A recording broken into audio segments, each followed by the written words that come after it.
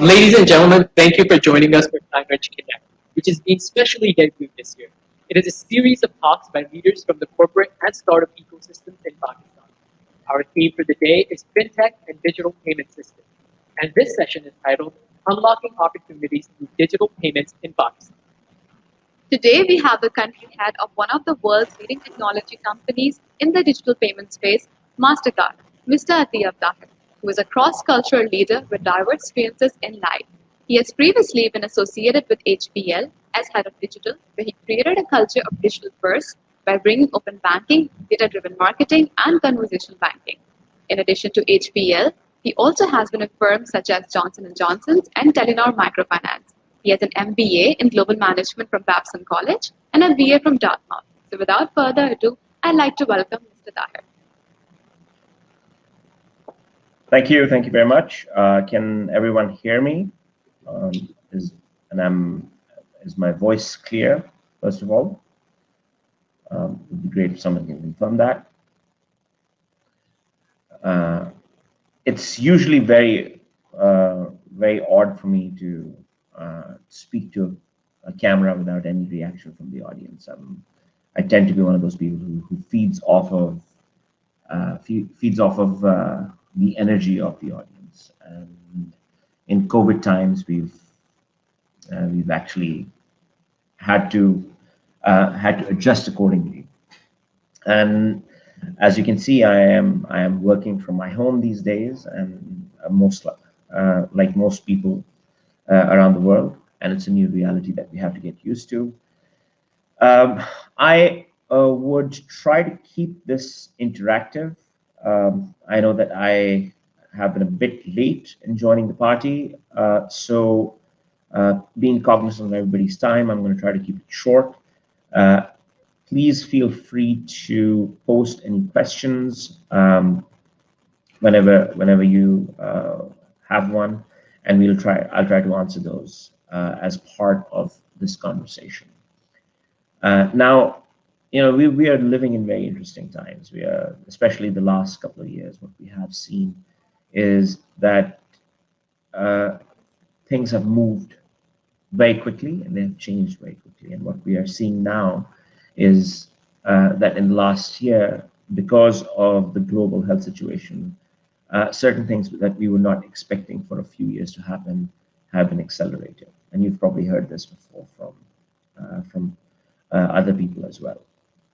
Now, in this moment of adversity around the world, what we are seeing is that we are also unlocking tremendous opportunities. We are unlocking opportunities in the digital space like never before. If you look at what has happened in Pakistan, specifically, we have seen a rise in digital transactions over the last few years.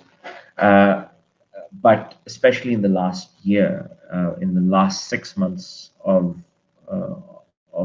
COVID 2020, we actually saw a big boom in these transactions.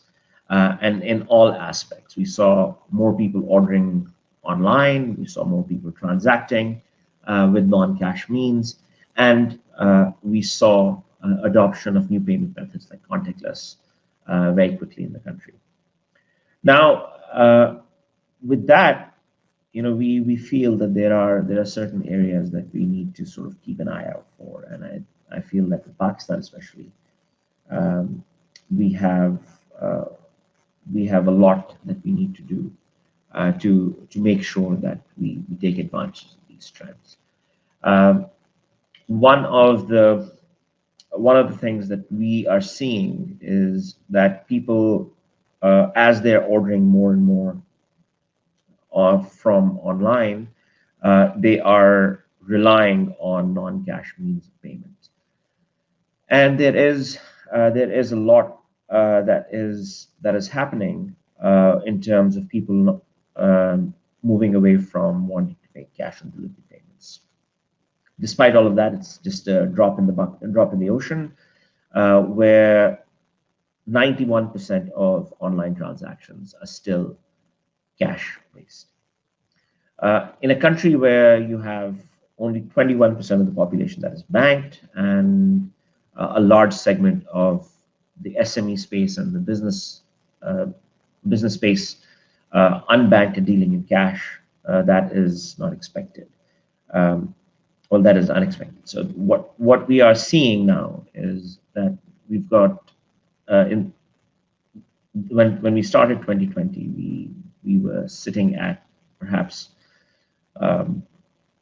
94% transactions that were being done cash on delivery. For entities like Kareem, that percentage still remains, but for entities like Foodpanda and Daraz, they have seen a significant rise in non-cash payments, and we are starting to see the cash numbers dwindle down from the 90s to about the 70s for the two largest e-commerce players in the country. This has two parts to it. There is a portion about that focuses on. Sorry, there was a call coming in the middle. There's a portion that focuses on trust, where people were ordering online and they were not getting their orders fulfilled like they wanted to, and because of that, there was a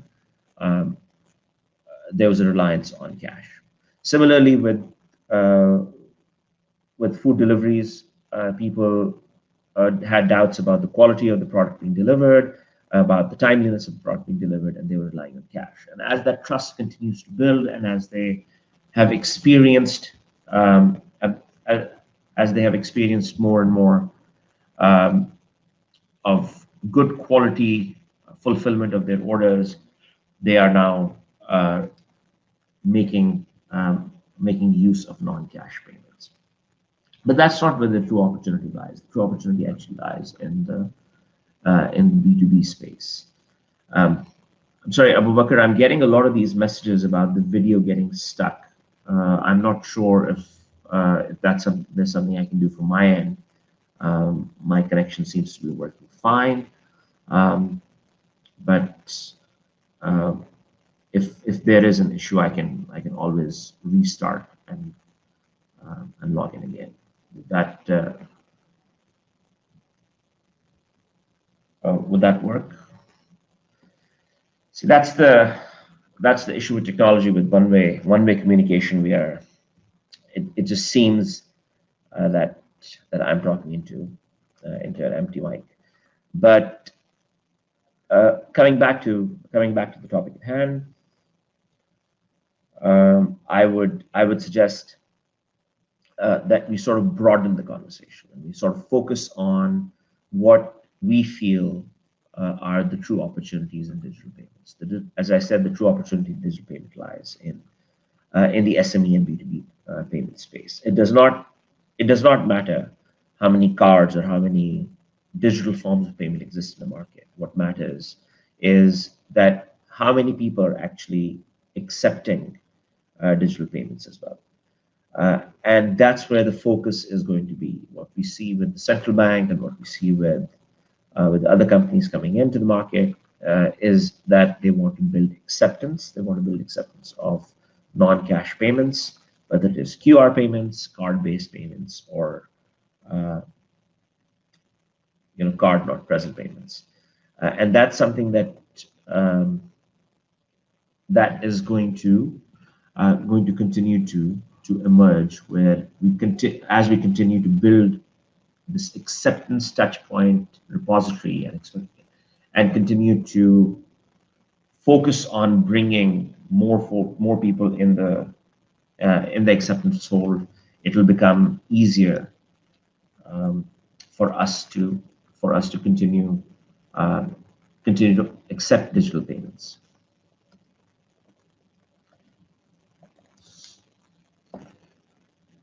So, look, I would suggest, Abu Bakr, if we can, to perhaps open it up to questions and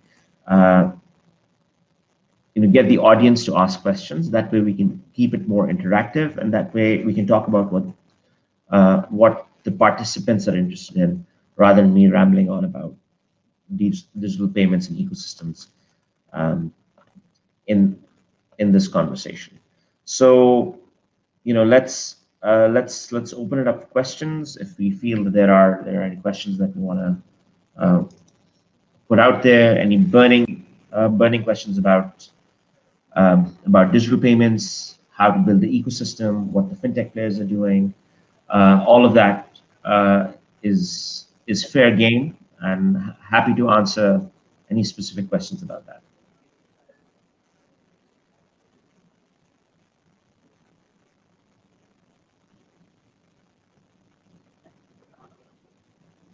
If there are no questions, then what we can do is we can actually talk about the ecosystem a little bit and the different players and how the ecosystem is evolving. So in Pakistan, we've had up till now we've had about 35 banks that are operational. We also now have branchless banking players like Jazz Cash and EasyPesa, who are coming up in this space as well. Those are entities primarily riding on the microfinance network and offering branchless banking services. Then we have a new type of entity in the market, which is EMIs. Some of you may have heard about SadaPay. SadaPay is a type of EMI and a close partner of Mastercards in the country, and their focus is in promoting digital payments as well. And we do expect that other players will come in. The State Bank of Pakistan has just introduced a digital banking license as well, for which they have shared a public draft for those regulations that will be coming out. And we will see this space emerging very quickly, where we have not just reliance on banks, but multiple types of players who are looking to build the digital ecosystem. Sir, I think a very interesting question is, where do you see Bitcoin in Pakistan's economy? I know it's making waves outside, especially in the Western world. Yeah, that's in my line of work, I get that question at least once a day. But I can tell you this: look, the cryptocurrency is a reality. Right? Bitcoin is just one form of cryptocurrency. There will be many forms of distributed ledger technologies or distributed ledger technology-based currencies coming in. We already have Ether. We have a few others. In 2017, we saw an explosion of ICOs, and some of those cryptocurrencies still exist. But cryptocurrency is a reality. Whether we want to admit it or not, people in our economy are relying on cryptocurrency. There are challenges to it, no doubt. But my view is that as we go forward, this will become a legitimate form of payment. When you have entities like Mastercard starting to accept digital payments in the form of Bitcoin and cryptocurrencies, then there is some legitimacy to what is being offered. I do expect Pakistan at some point to start looking at some form of their own digital currency, just like other countries have done. And I expect digital currency, not just Bitcoin and not just cryptocurrency. I expect digital currency to play a big role in the growing economy of Pakistan.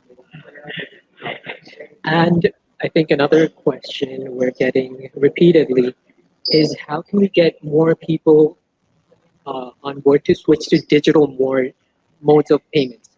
Because I know a lot of our population is in rural areas, but there's a very high rate of urbanization.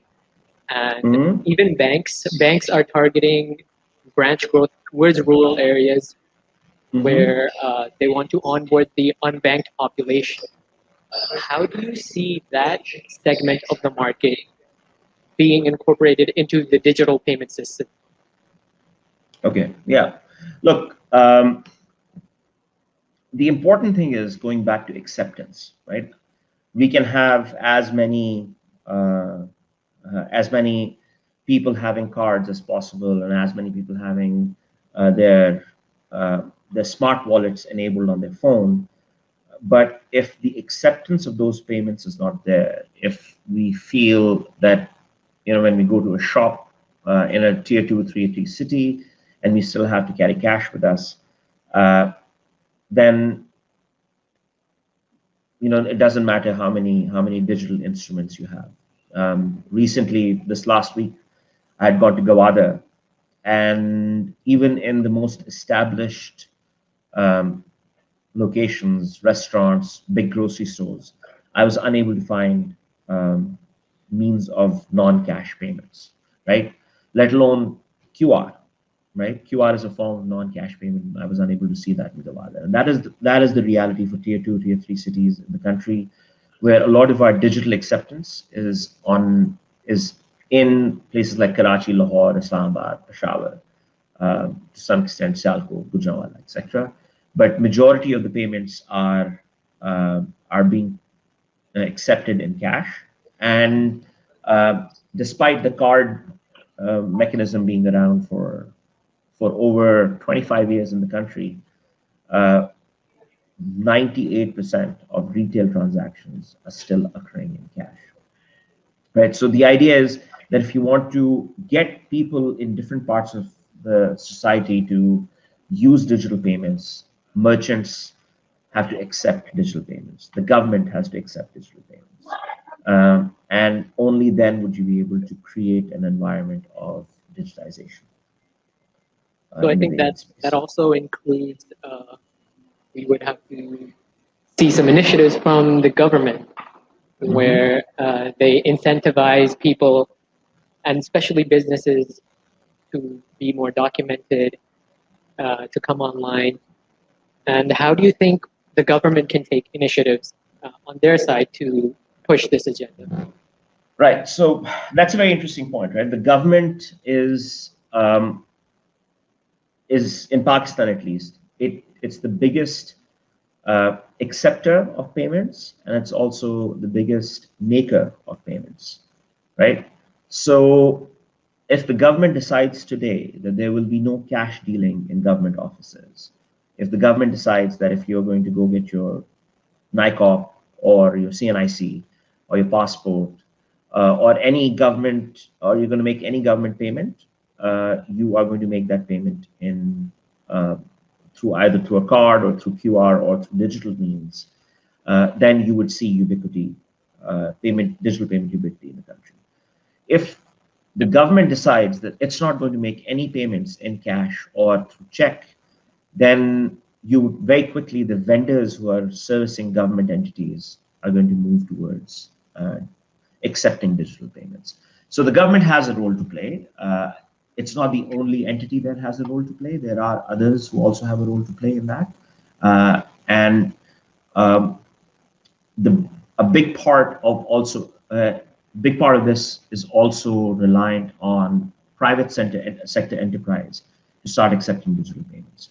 Pakistan is a country with a consumption expenditure of about $230 billion. Only $3 billion of that is done in non-cash means. That is just personal consumption expenditure. That's me, you, 200 million other people in Pakistan spending money on education, spending money on food, groceries, healthcare, etc., all in cash, right? That's like, so it's quite interesting that the opportunity lies there. Similarly, on the business side, on the B2B side, 99% of the payments are made in cash. I'm not counting IBFT. I'm not counting bank-to-bank transfer as a form of digital payment, because it's just it's a non-cash payment, but I don't consider it to be a digital payment, and that in itself presents a big opportunity for us. Great, thank you. So I think we can take one or two more questions. I think a very interesting point raised here is about theft and privacy. And especially in a developing nation like ours, where laws are still in the making, how do banks convince customers that their information, their final information is safe, their transactions are safe? How can we get over this hurdle? Look, your information is the most secure with an institution that you trust with your money, right? Because they are bound by regulation and they're bound by law to not share that information.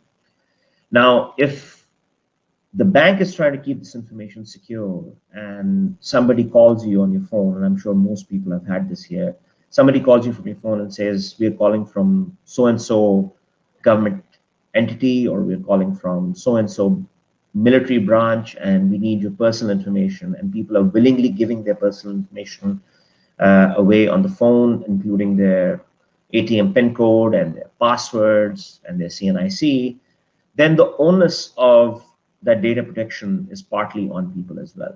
And that's where I think banks and other entities need to come together and talk about protecting your own information and make people aware about what they need to do in order to ensure that people are not unnecessarily sharing their information with others.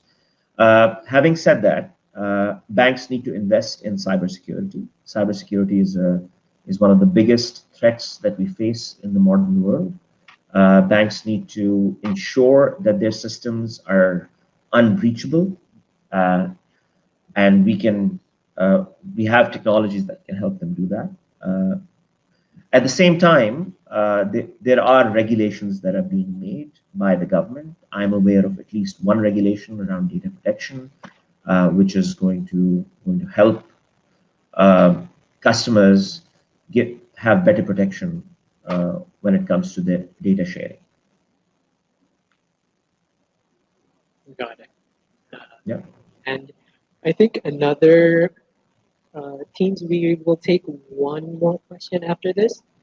Mm-hmm. And before that, we got a few questions because a lot of the people watching are students who are considering a career in the financial industry.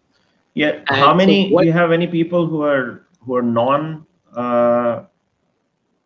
who don't understand Urdu? Do you have any people in the audience like that, or can everybody understand Urdu? If everybody understands Urdu, then I'd rather communicate in both English and Urdu rather than just saying I things think you in can go English. for Urdu, definitely. Okay, great, good. अच्छी बात है, Predominantly our because, audience is all Yeah. week long I'm on calls जहाँ पे मुझे English बोलनी पड़ती है, तो this is an opportunity for me to say something in my native language. So देखें, बहुत अच्छी बात है. There are people who are interested in career in financial services, especially fintech, and that's where the opportunity is right now. And I believe that I'm reading through a lot of these questions, and there are questions about role of the government. There are questions about centralized payment systems. एक सवाल मैंने देखा था about PayPal. देखो, I'm not going to name anyone, whether it's PayPal or anyone else. I will just say this: these payment systems, especially this particular one, we've made a big deal out of it. In order for us to transact between two entities, we don't need PayPal. We have IBFT by OneLink in Pakistan that enables us to do that. We have RAST, which is developed by the central bank. There are other mechanisms for peer-to-peer transfers. If you think that PayPal is necessary for 99% of the people or 90% of the people in Pakistan who are not receiving money internationally and from international clients, then I would say you are mistaken.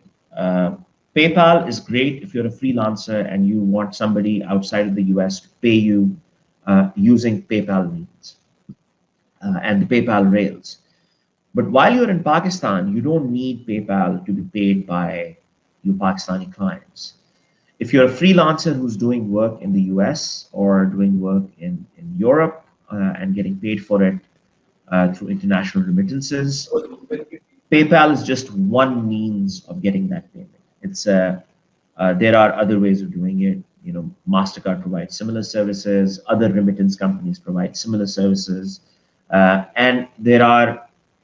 So I find कि हम we are too stuck up on this idea of having one service provider provided services in Pakistan, while there are other ways of getting paid internationally. And you know, whether we have one brand or the other brand or a mix of several brands, uh, the means to get paid already exists, and um, we have to sort of look at it in a very serious way on how much do we really need one brand to make a difference.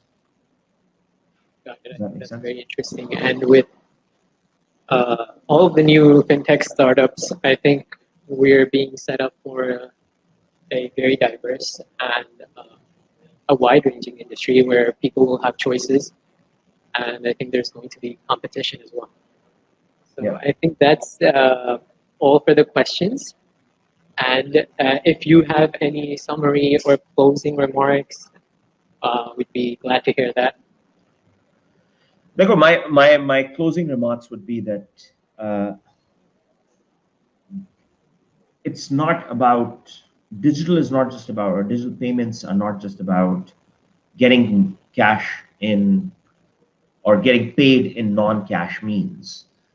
Digital payments is about embedding payments in every aspect of what we do, right? So an example that I give is that we don't wake up in the morning thinking that यार आज मैंने ये bill pay करना है, बिजली का bill pay करना है या गैस का बिल पे करना है या मैंने किसी को पैसे भेजने हैं. We actually wake up in the morning hoping that our electricity would be there, right? So we'll turn on the switch and the lights would turn on, and those lights would turn on because you have paid the bill.